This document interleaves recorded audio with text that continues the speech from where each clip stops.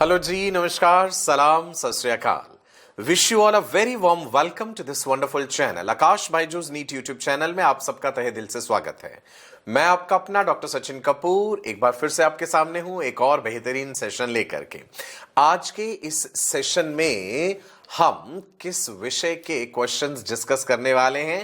Human physiology का second chapter है, that is respiratory system, जिसे आप ब्रीदिंग एंड गैस एक्सचेंज के नाम से भी जानते हैं। So I am sure you all are excited. आपने ये चैप्टर अच्छे से पढ़ लिया है, कंप्लीट थ्योरी आपने ऑलरेडी कवर कर ली है। अब हम रैपिड फायर राउंड करेंगे, मतलब मैं कुछ सवाल पूछता जाऊंगा और उसमें ऑप्शंस नहीं दूंगा। आपको एक सिंगल शब्द में वन वर्ड आंसर जो है उस चीज का देना होगा। इंपॉर्टेंट क्वेश्चंस हैं, एनसीईआरटी में से ही लिए गए हैं। आई एम श्योर आपने एनसीईआरटी में से ये चैप्टर पढ़ लिया है। वीडियो को लाइक करना मत भूलिएगा, आपके लाइक्स जो है वो मेरे लिए एनर्जी का काम करते हैं। ठीक है जी। सो ऑल माई राजा बेटा एंड रानी बेटियां, I wish you all the best कि आप बेहतरीन परफॉर्म करें। मेरे बारे में आप ऑलरेडी जानते हैं, चलिए फिर से आपको एक बार बता देते हैं। मैं आपका अपना doctor Sachin Kapoor with MPhil and PhD degree with more than 23 years of teaching experience. 10 lakh से ज्यादा स्टूडेंट्स एंड टीचर्स मुझसे पढ़ के अपना भविष्य उज्जवल बना चुके हैं। अगला नंबर आपका है, याद रखिएगा, वर्ल्ड फेमस डॉक्टर बनना है। तो चलिए जी, ऑल द बेस्ट। पहला सवाल स्क्रीन पे ये रहा, exchange of gases in the lung alveoli occurs through, मतलब वो प्रोसेस कौन सी है? क्या वो एक्टिव ट्रांसपोर्टेशन है? वो क्या है? एनसीईआरटी में लिखा है ना कि एल्वियोलाई के सिंपल स्क्वामस एपिथेलियल सेल्स जो है वहां से गैसेस क्रॉस करके ब्लड तक जाती हैं। वो सिंपल प्रक्रिया का नाम है जी सिंपल डिफ्यूजन। याद रखिएगा, गैसेस जो है वो बाइलेयर ऑफ फॉस्फोलिपिड्स जो है plasma membrane of the epithelial cells, उसके थ्रू गैसेस डायरेक्टली क्रॉस कर जाती हैं। So it is simple diffusion.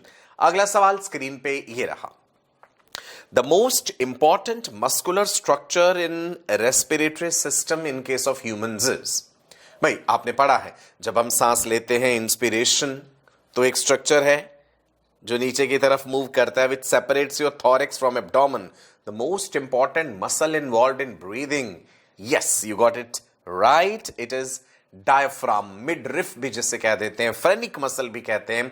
Diaphragm एक स्केलेटल मसल है, याद रखिएगा, it is a sheet of voluntary muscle, लेकिन इसका रेगुलेशन जो है वो प्राइमरली इनवॉलंटरी तरीके से ब्रेन के मेडुला रीजन से होता है। मेडुला में होता है ना medullary rhythmicity area which maintains the basic rhythm of respiration. तो डायफ्राम एक वॉलंटरी मसल है। आप जब चाहे अपनी सांस रोक भी तो सकते हैं, चाहे थोड़ी देर के लिए ही सही। ठीक है जी। So diaphragm is a characteristic feature of mammals.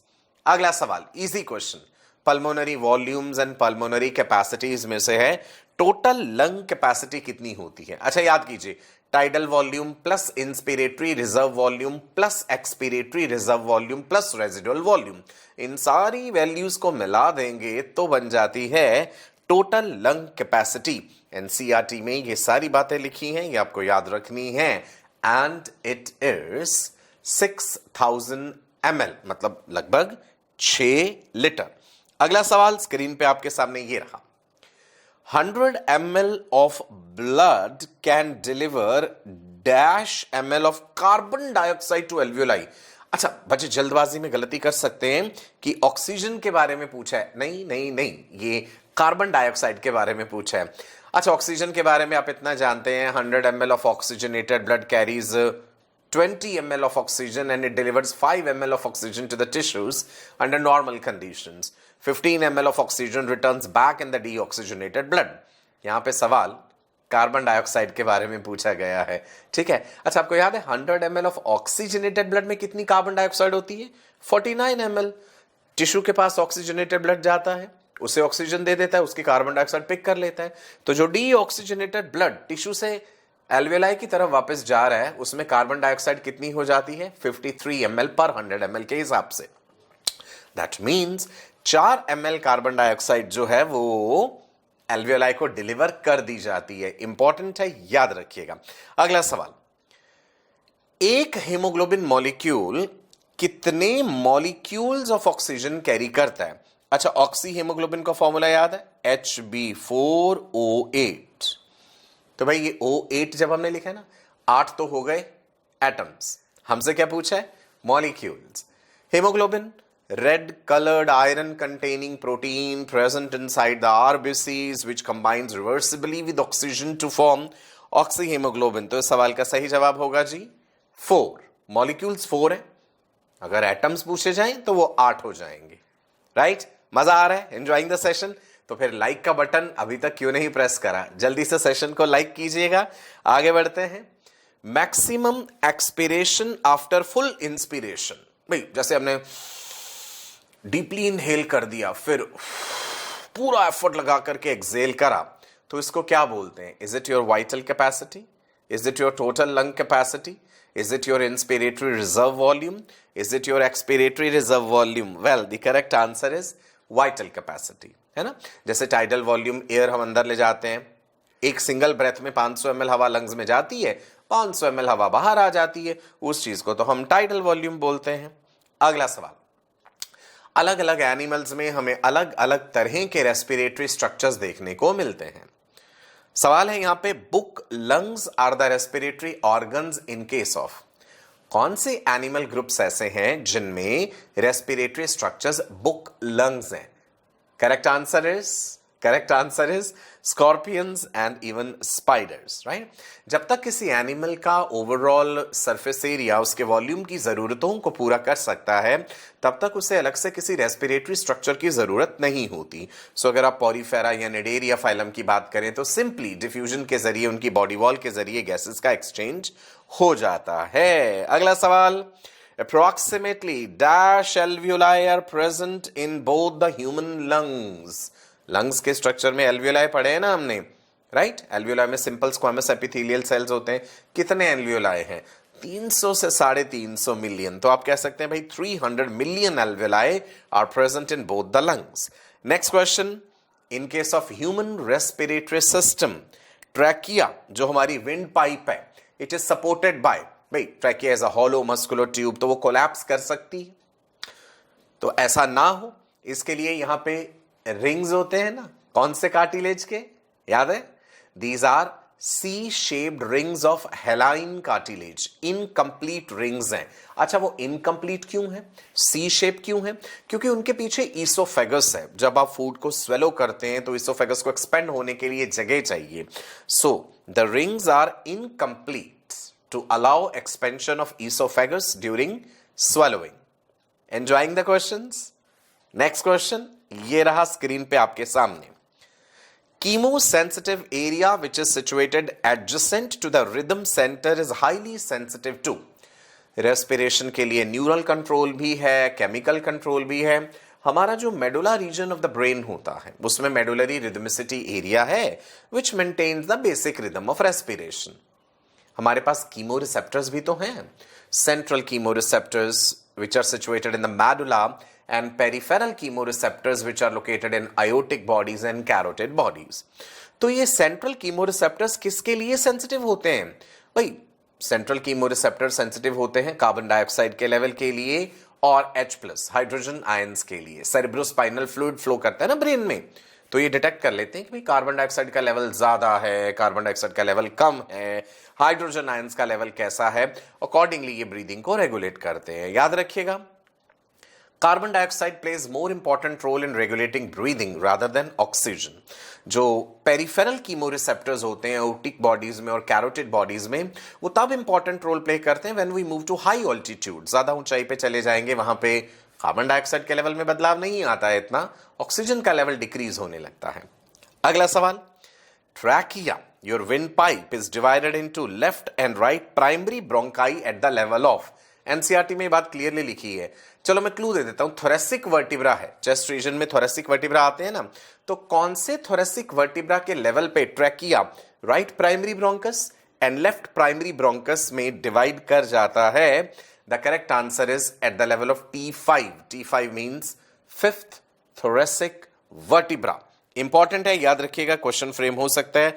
अगला सवाल, in breathing movements air volume can be estimated by।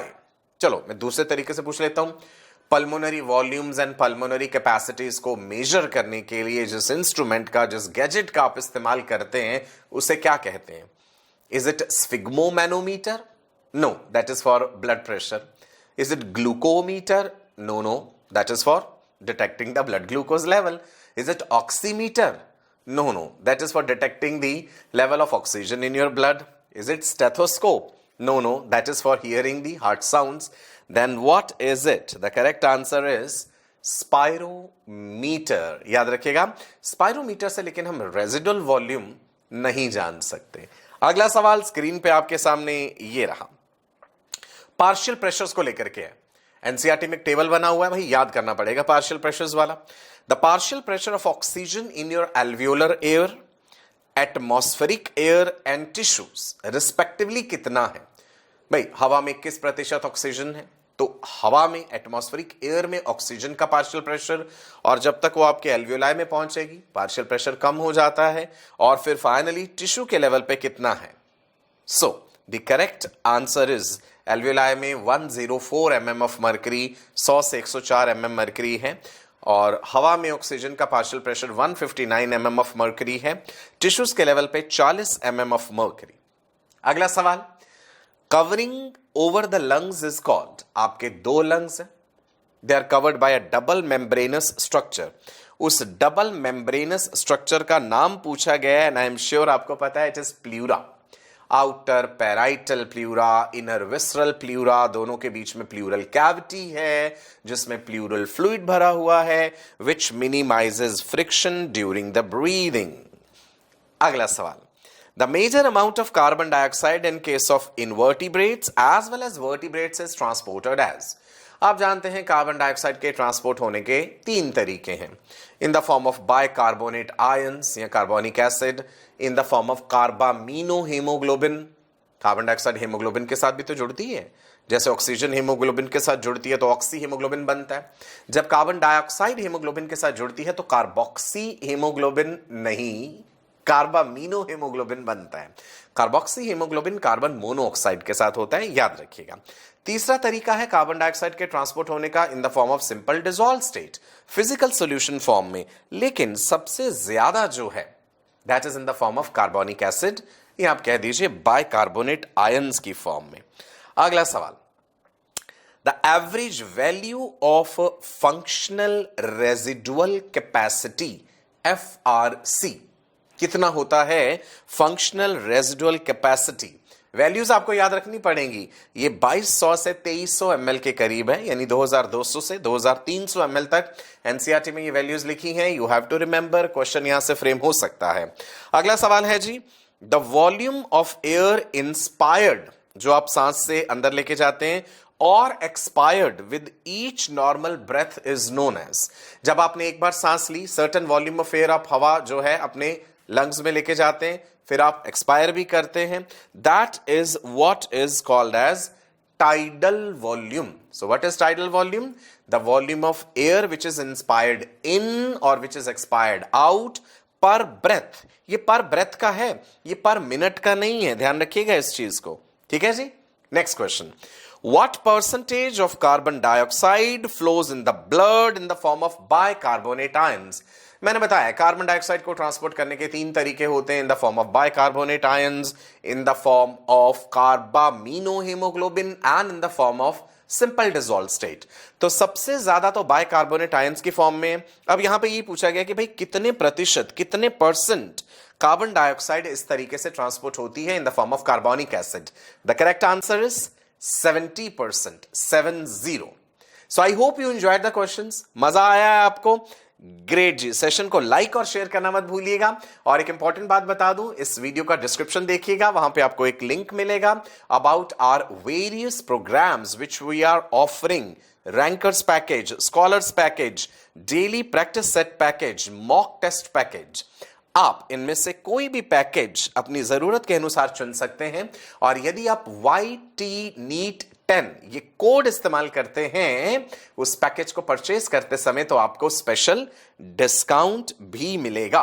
Video के डिस्क्रिप्शन में आपको एक स्मार्ट प्लेलिस्ट भी मिलेगी, which is your one stop solution for all your needs related to NEET. यहां पे आपको सभी YouTube लेक्चर्स के लिंक्स मिल जाएंगे, एनोटेटेड सेशन नोट्स मिलेंगे, डेली प्रैक्टिस क्वेश्चन पेपर्स भी मिलेंगे। मंडे टू सैटरडे आपके साथ लाइव रहते हैं 10 बजे से 8 बजे तक। ये कंप्लीट टीम है आकाश बायजूस की, जो दिन रात कार्यरत है आपको आपकी मंजिल तक पहुंचाने के लिए। बायो की रणनीति, NCERT spotlight, concept booster, master stroke, CBSE end game, Trump card, ये सब अलग अलग सीरीज हैं जो हम आपके लिए चला रहे हैं। बायो की रणनीति टेलीग्राम ग्रुप ज्वाइन करना मत भूलिएगा।